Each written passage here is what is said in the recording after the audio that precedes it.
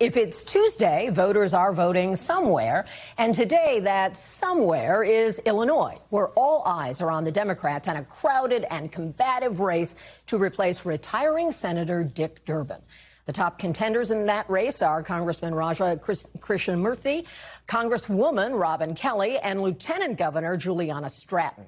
Our own Shaquille Brewster, who is often a road warrior on the campaign trail, caught up with all of them in recent days, and they make the case for why they believe they are the best candidate for the job. I don't need to prove my anti-MAGA credentials, but what I do need to do is address those issues that people care about right now, which is how are you going to help me economically, and how are you going to stand up to Trump and hold this administration accountable. Congressman Krishnamurthy has been in Washington for 10 years. He's been spending the last 10 years raising money so that he could run for Senate. And I can tell you that people aren't looking for that. They're looking for someone who is going to deliver, to not just fight against this president, but also know what they're fighting for. People have talked about, one of us should drop out. But whenever I say it's not going to be me, people agree. I am the most qualified person running. Her record can't touch my record. And I'm not trying to be mean. I'm just stating the facts. Joining me now from Chicago is NBC Shaquille Brewster, and NBC Chief Data Analyst Steve Kornacki is at the big board. Shaq, you were up close and personal with the candidates, as you have been so many times. This is a Senate race. It's high profile. We heard a bit of your conversations. Tell us more about what they have to say and how voters may be seeing these candidates differently. They're all pretty well known.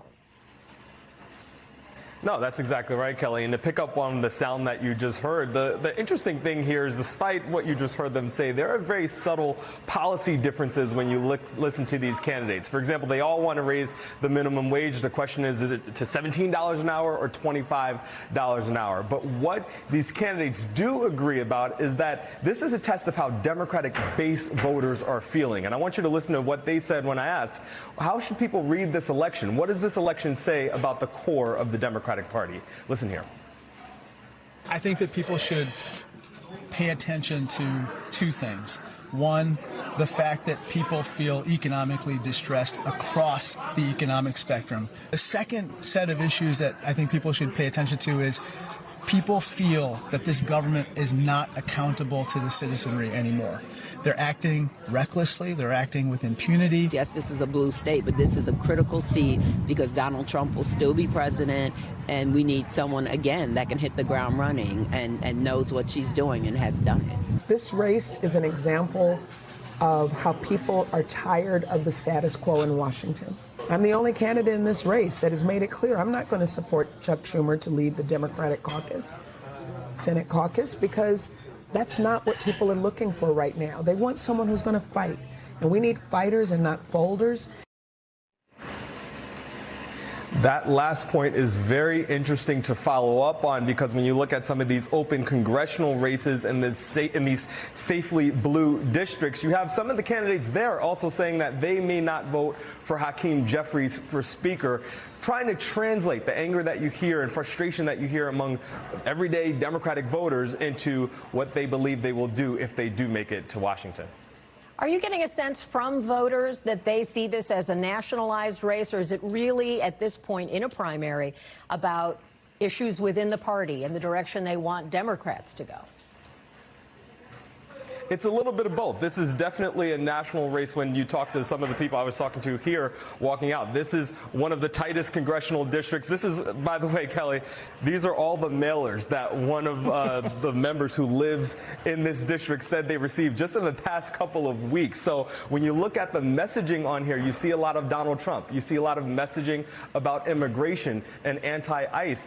But you also have people saying, look, I want these kitchen table issues to be addressed. I don't like the rising costs of healthcare, the rising costs of housing. I want groceries to come down. So you have that split. And when you listen to the candidates, even some of those congressional candidates in these open districts, they're trying to capture that energy as well. And they're saying, pointing to the war in Iran, for example, saying that that is not something that's lowering your prices. And that's why I'm the best one to fight against Trump. So they're trying to combine all of those issues and, again, capture that energy, frustration from some of these voters.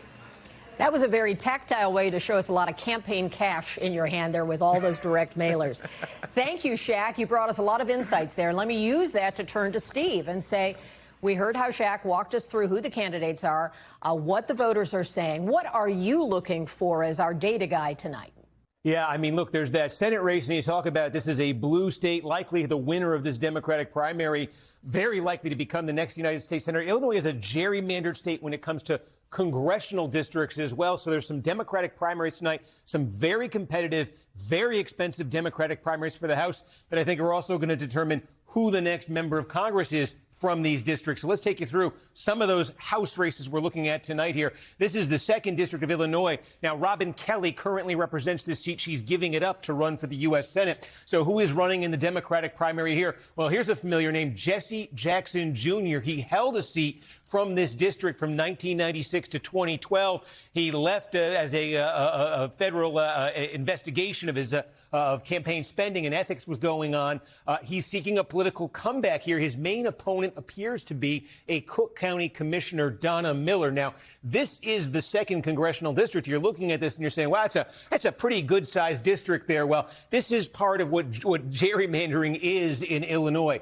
Almost all of the vote in the Democratic primary is going to come from right where this green circle is, in the city of Chicago and in those inner suburbs in Cook County. Like 90% of the Democratic vote in this primary is going to come from right in there. So there's been a ton of money that's poured into this race, some interesting fault lines between these candidates.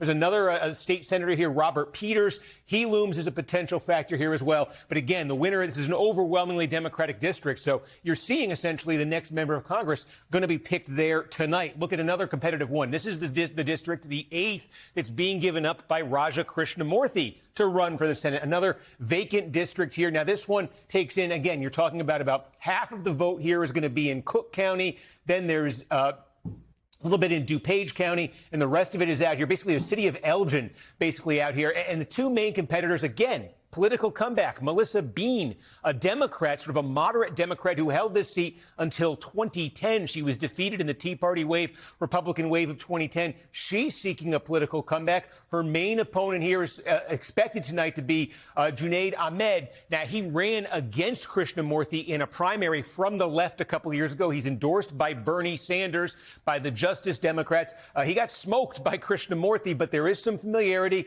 We've seen a lot of energy on the left. There are other candidates in this race, so see what happens in that district tonight, too. And one more to keep an eye on here. There's a bunch of others, but the other main one to keep an eye on here, this is the 9th district. You're talking about sort of the North Shore suburbs of Chicago, extending a little bit. There's not much vote out in this part of the district here. But again, this is a Democratic district. Jan Schakowsky has represented it for almost 30 years. She's retiring. It's an open seat.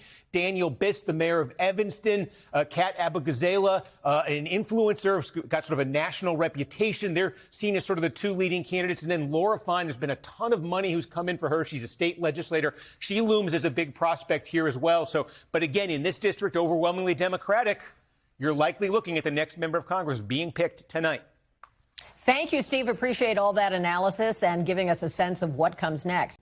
We thank you for watching, and remember, stay updated on breaking news and top stories on the NBC News app or watch live on our YouTube channel.